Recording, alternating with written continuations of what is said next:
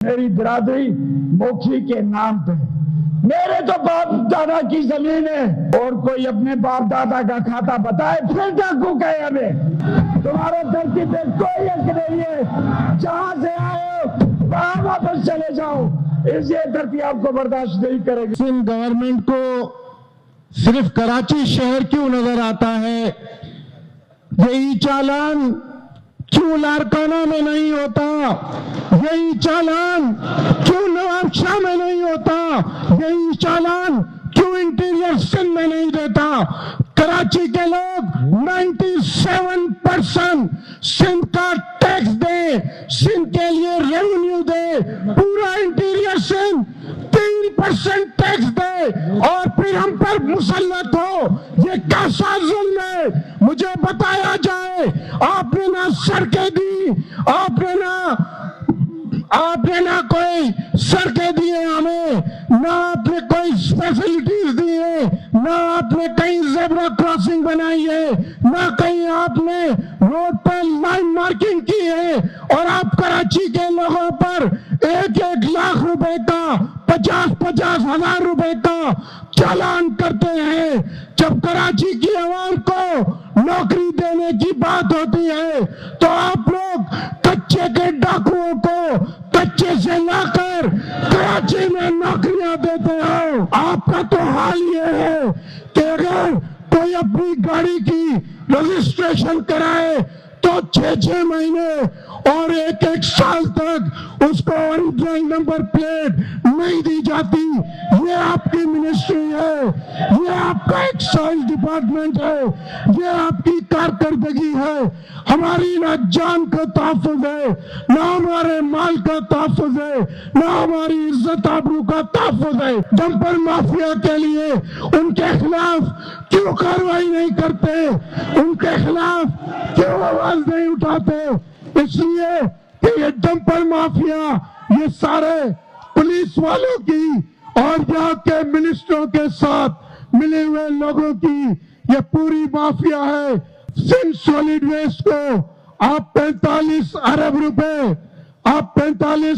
روپے Sindh solid waste کو دیتے ہو، اور یہی لاہور سالڈ ویسٹ ہے جو 12 ارب روپے میں لاہور میں کئی کوڑا نظر نہیں آتا، آپ 47 ارب دیتے ہو، اور پورا شہر گندگی کا ڈھیر بنا ہوا ہے۔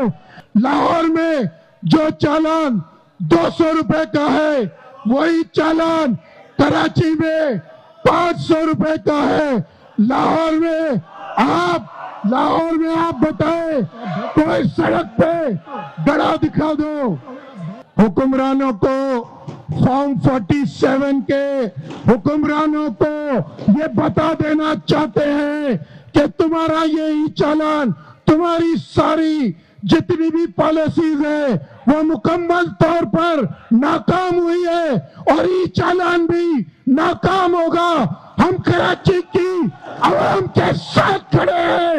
میری گزارش یہ ہے کہ صحیح میں بھی دبئی میں رہ کے آیا ہوں، میرا 1 لاکھ کا ٹینکر تھا، 1 لاکھ کا مخالفہ۔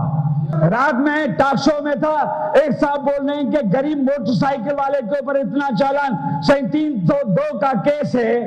اگر 302 کا کیس جتنا امیر کے اوپر قانون ہے اتنا ہی غریب کے اوپر سیکشن ہے۔ موٹر سائیکل والا بھی 302 کا کیس کر سکتا ہے، وہ بھی ٹریفک میں بندہ مار سکتا ہے، امیر بھی بندہ مار سکتا ہے، اس کے سیکشن میں کوئی فرق نہیں ہے۔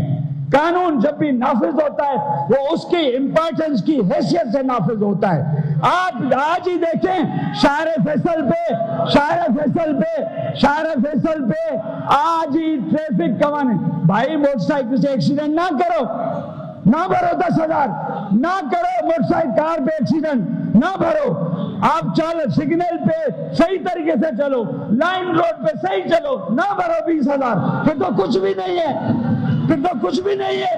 آپ چاہتے ہو کہ موٹر سائیکل کو سختی نہ کریں، اسی موٹر سائیکل پہ چڑھ کے اس شہر کے اندر ہزاروں ماؤں کی گودیں اجاڑی گئی ہیں دہشت گردی کے ذریعے، ہزاروں لوگوں کی ڈکیتیاں ہوئی ہیں اسی دہشت گردی کے ذریعے۔ بھائی قوانین کو قوانین کی اہمیت میں رہنے دو.